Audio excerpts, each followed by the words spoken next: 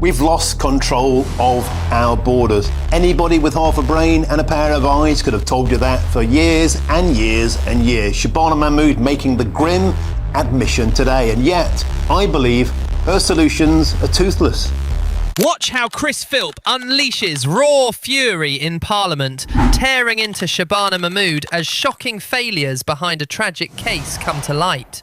This isn't just politics, this is about lives that could have been saved. Emotions run high, accusations fly, and the entire chamber falls silent as the truth begins to surface. You can feel the anger, the frustration, and the heartbreak in every word spoken. Before we continue, please take a moment to like this video and subscribe to Britain Daily. It's completely free, and it helps us keep bringing you the hard-hitting stories that matter. Let's watch this explosive clip. Let us remember the 3 victims of this savage attack. BB King, aged just 6, Elsie Dot Scancombe, aged 7, and Alice Da Silva Aguiar, aged 9, and 8 more children and 2 adults who were seriously injured. I also want to thank Merseyside Emergency Services who responded to this event. As the Home Secretary quite rightly said, this report identifies very serious, repeated failings by public bodies. Sir Adrian said, and I quote, "A merry-go-round of referrals, assessments, case closures and handoffs meant no agency took the lead or properly addressed the danger Rada Kubana posed. Multiple opportunities were missed to prevent this tragedy." Sir Adrian also found Rada Bakana's parents created, quotes, "significant obstructions to constructive engagement." Sir Adrian makes important recommendations. I'm glad the Home Secretary will respond by the summer, and we on this side of the House will support necessary actions. During the inquiry, we heard evidence given by Rada Kubana's former head teacher, Joanne Hodson. She told the inquiry she was pressured by mental health services to water down the EHCP to minimise the danger posed by Rada Kubana because of his ethnicity. Miss Hodson told the inquiry this, and I quote verbatim, "My efforts to include this information in the EHCP were met with hostility by the father and also by mental health services. Miss Steed, who was from CAMS, even went as far as to accuse me of racially stereotyping AR as a black boy with a knife. Nothing could be further from the truth.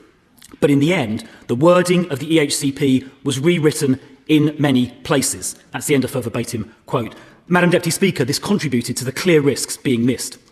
The Nottingham inquiry into the 3 tragic murders there identified exactly the same issue.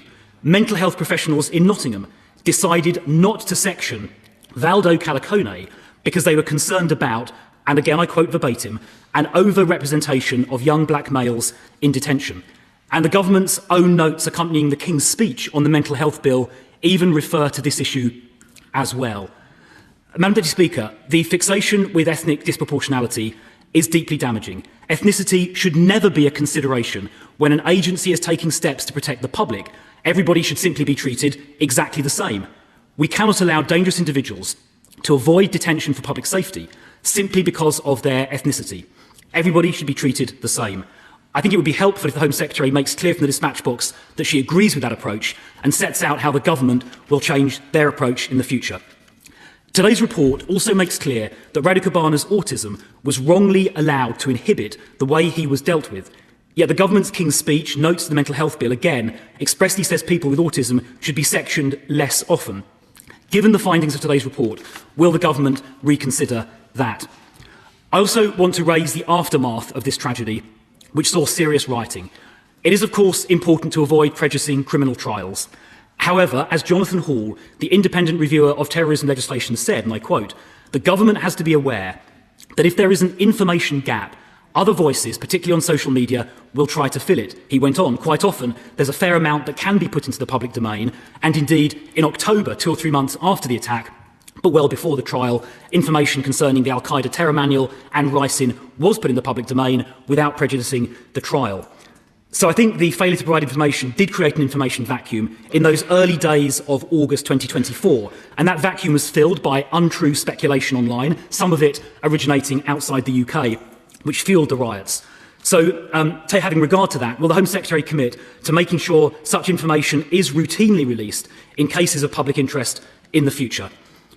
Madam Deputy Speaker, as the mother of Elsie said at the inquiry, This tragedy must be a line in the sand.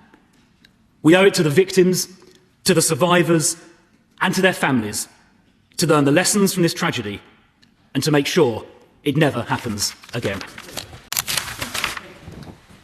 Thank you, Madam Deputy Speaker. And let me say I welcome the Shadow Home Secretary's comments about potentially working together on the changes that need to be made as a result of the initial findings of the inquiry. The Government will respond by the summer, and I look forward to discussions with him and with others in this House to make sure that the House is united as one in the action that needs to be taken. As he says, that is the very least that we owe the victims' families and all those who've been affected by this horrific tragedy. Let me just say on the issue of Mrs Hodgson, the head teacher, whose specific testimony he referred to, she of course gave evidence, and I believe that the position that she took was vindicated very strongly by the chair in the findings of the inquiry. Let me be absolutely clear, the only factors that should be taken into account are the potential risk posed by an individual and how best to manage that risk. No other factors are relevant, and it is clear, not just in relation to the experience that Mrs Hodgson had,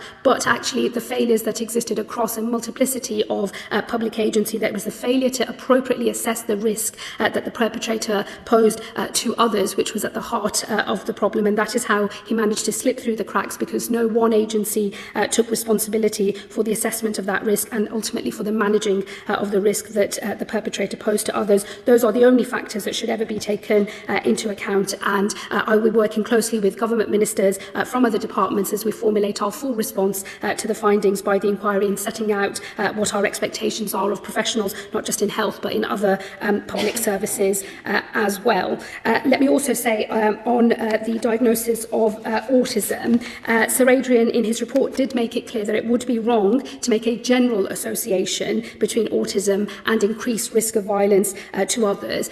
But he also found that in the perpetrator's case, the way his autism manifested did increase the risk of harm that he posed to others. And it does show the absolute importance of taking a case-by-case approach and making sure that all factors are adequately taken into account and that agencies take responsibility for how that risk is going to be managed. And again, there are good lessons to learn from this for health practitioners and for others in our local services when it comes to both assessment of risk but also ultimately for how it is best managed. Let me say to him on the issues relating to the communications post the attack taking place, especially at a point where there was a lot of misinformation that was being spread, particularly online. He will know that there has already been a change in practice, learning the lessons of what happened then. There was, of course, a well-meaning desire to make sure that nothing was done that might prejudice a future trial, but exactly how the rules are applied, I think, can be a matter of interpretation and degree. The College of Policing has already created new professional practice in its guidance for police officers. There is already now a new CPS, that is to say the Crown Prosecution Service and media protocol, and we are developing a new charter between criminal justice agencies and the media to make sure that whatever information can readily and easily be made available is done so at the earliest opportunity. It will always be incredibly important that nothing is done that might prejudice a future trial, but I know he will acknowledge that since this horrific attack, there's already been a change in approach to comms, and the government and other agencies have already, in other instances and in other cases, been making much more much more information available to the media and ultimately, therefore, to the public. Let me just say, in conclusion, Madam Deputy Speaker, I know that the findings of the inquiry and also in Phase 2 reports will be of great interest to members across the whole House, and I do look forward to working not just with the official opposition but with all parties to make sure that the House is as one in the response to this horrific tragedy. That is what we owe all of the victims of this case. What you've just witnessed isn't just another heated exchange in Parliament. It's a moment that cuts deep into the very core of public trust. When Chris Philp stood up and delivered that blistering speech, it wasn't political theatre. It was anger, real anger, on behalf of families who will never get their loved ones back. The names mentioned, the young lives lost, the pain carried by survivors. These are not statistics. These are human stories that demand accountability. And that's what makes this so powerful. Because at the heart of this clash is a question that affects every single person watching. Who is responsible when the system fails? When warning signs are ignored, when risks are downplayed, when agencies pass responsibility instead of taking action, who answers for that? Philp's argument was clear.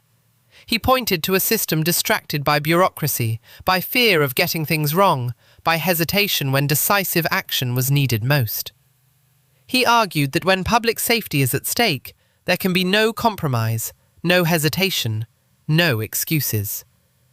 On the other side, Shabana Mahmood acknowledged the failures, but emphasised something equally important, that lessons must be learned and changes must follow. Because without reform, tragedies like this risk repeating themselves. And that's where the real tension lies. This isn't just about blame, it's about what happens next. Will the system change?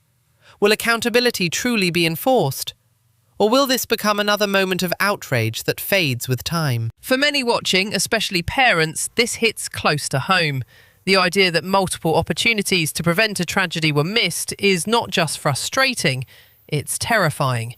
It raises uncomfortable questions about whether those in power are doing enough to protect the public. And perhaps that's why this debate resonated so strongly, because beyond politics, beyond party lines, there is a shared expectation that those in charge will act when it matters most. What we saw in that chamber was not just confrontation, it was a demand for answers, a demand for accountability, and most importantly, a demand that something like this must never happen again. But whether that demand leads to real change remains to be seen. Now I want to hear from you. Do you think enough is being done to prevent tragedies like this? Or is this yet another example of a system failing the people it's meant to protect? Drop your thoughts in the comments below. Your voice matters more than ever in moments like this. And if you found this breakdown powerful and want more deep dives into the biggest political moments shaping Britain today, make sure you like this video and subscribe to Britain Daily. It's completely free and it helps us keep bringing you the stories that truly matter. Stay informed, stay engaged, and I'll see you in the next one.